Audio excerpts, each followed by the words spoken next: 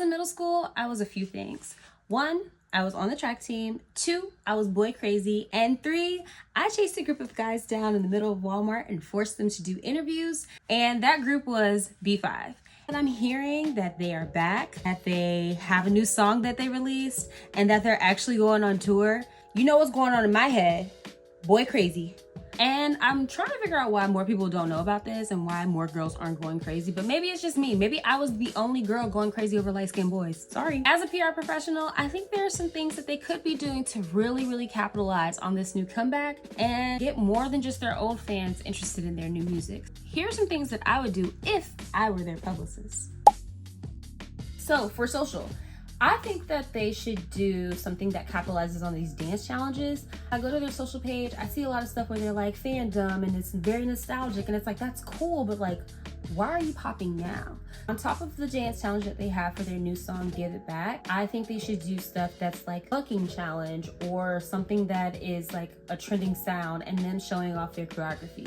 This is a great way to show that they are more than just singers, that they actually come up with the choreography. I heard them talk about that in a couple of interviews. So maybe do something that really flexes that skill and showcases the different types of dance.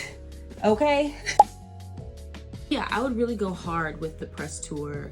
Would go to the Sway in the Morning shows, the breakfast clubs. I know that Patrick and Keke Palmer used to date or used to kick it or whatever. I would get on her podcast. We're super independent. We got new music. Sing. People want to hear what you sound like because I only know the music that I've heard back in like 2007. Do some podcast shows like The Read, just because of Dustin's affiliation with the LGBTQ community and how he's dating a transgender woman. Doing some things that kind of lean into that and being like adult and having real live adult conversations and not things that just lean too much in the past, but like where they see their careers going in the future. And then debuting some of their music that they wanted to release way back and just giving a little snippet of like who they are and their maturity now.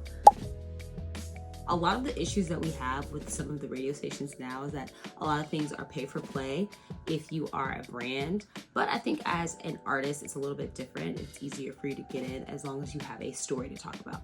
And the good thing that they can capitalize on is the fact that they are removed from Bad Boy and they can talk about their experiences. They are shifting into this new space of growth that they couldn't really explore before when they were with Diddy. This is a great time to capitalize on a Diddy's downfall and make sure that they are pushing out good stuff. I think it would be really cool for them to do. I would do feelers, like sending out stuff to the radio stations. Like I would still do the old school wave of like, here's a CD, play it, they're back, here's the things.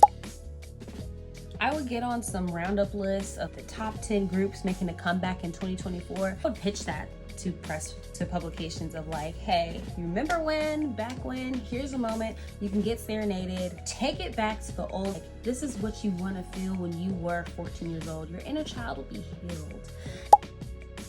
Living in a very nostalgic era right now. And even NSYNC recently just did a little comeback with Justin Timberlake. And while he was on tour, I would do something like what NSYNC did when they did Hot Ones. Talk about their experiences and like their growth there. Get on the podcast, do some live streams with like Kai Snat or something like that. I would even get on the show with our favorite Stink, Speedy with Complex and do some interviews with him or some like day in the life stuff with him. Just something like really cool and like showcasing the, like their like guys and like fun stuff, right? Get on some of these content focus and content series based shows that have a connection with the larger publications like a Cosmo, like a Vogue. Something that is really fun and showcases a lot of their personalities is going to be a great way to get more people to, one, be nostalgic and remember on their own merit, but two, showcase them as like, okay, we're grown, we're sexy, and we're evolving with the times. Feeding off of the digital wave, I would revamp their entire YouTube to be focused as if they are vloggers, showcasing how they come up with choreography, showing the choreography that they come up with their songs, behind the scenes of them in the studio, and giving us more of a glimpse into their personalities. We love seeing their growth and we only know so much that they show. So when I went to look at their YouTube, there's like 2, maybe 3 different channels Getting all of the rights to their songs may be hard, but I think some of those old clips from BET All Access or anything like that to help feed that nostalgia is great. But then another thing to do is to have series created where you follow the journey of the group now and get a glimpse of their creative juices and understand like how they come up with half of the things that they do. So get back on your Zoom. Get back on your vlogging. Get back on your webcam era days, okay? And start doing more content that is focused on behind the scenes in the studio, behind the scenes at the photo shoots, behind the scenes, whatever. Showcase some of that family stuff too. You incorporate your family into the music that you're making beyond just your mom, your aunt, and your brothers. What are the things? What's happening? I think that'd be something fun to do for YouTube, but definitely get back into your YouTube bag and create some series that can live beyond, and it's giving us what we need.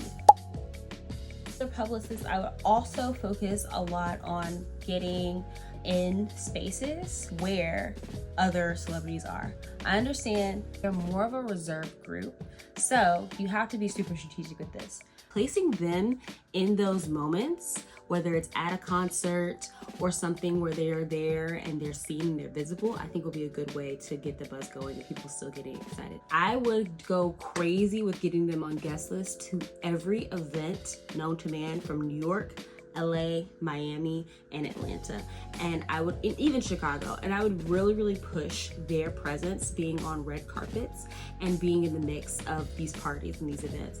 While they are a more reserved group, which is cool, I think there's opportunity for them to like really generate buzz if we saw them more out and about. And placing them in areas with their old friends and old folks that they used to kick it with would be a great way to show their resurgence, especially with relevant stars they hung out with when they were doing stuff with Disney.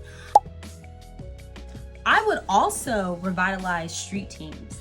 Now, this was something that I was on part of. I was on the North Carolina street team, and I know a couple girls who are dying to make a comeback. So I would bring back street team. Those girls were like on the ground doing all the guerrilla work that needed to be done in the peak B5's movement. So getting back to that guerrilla marketing, but street teams in a digital sense. So creating that unity where you have street team meetups and you're visiting all these teams, and really utilize the street team as influencers for them. Have them push out the content, have them promote the new gear, have them do stuff on TikTok, on Instagram, to come to the concerts, to do exclusive interviews, to do sound checks with them. Some of the things that make them feel like they're a part of the group would be great for them to capitalize on. And making sure that you're doing some dedicated VIP stuff for street teams in the cities. And a whole revamp of the Scream Tour, even opening for those big acts that you had before, like the Chris Brown, who's currently on tour, but partnering up with folks that we want to see or that we miss, and creating some buzz of like, this is a whole throwback moment that they're having. I think there is an opportunity here, and Dustin actually said this, and I think y'all should capitalize on it big time. Bringing it back a little bit more, my favorite case study ever, I talk about this all the time, is Jay-Z's Decoded.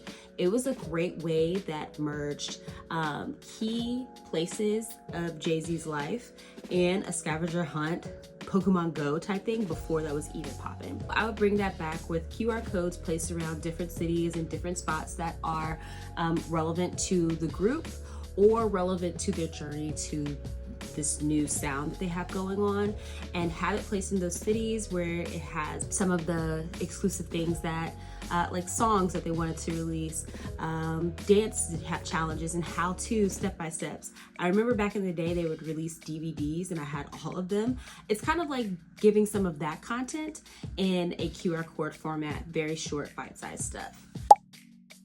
If they did all these things, it will really help with propelling them forward and not being an afterthought, because they get some type of momentum and then it kind of falls off. So I think there's ways that you can carry it out through the dance challenges, through the press tours, through the street teams, as well as like them in front of in celebrity events. And then as a bonus, doing some things with older groups that are also making a comeback. We've seen a lot that's happened with New Edition, 112, Sinks, and the Backstreet Boys.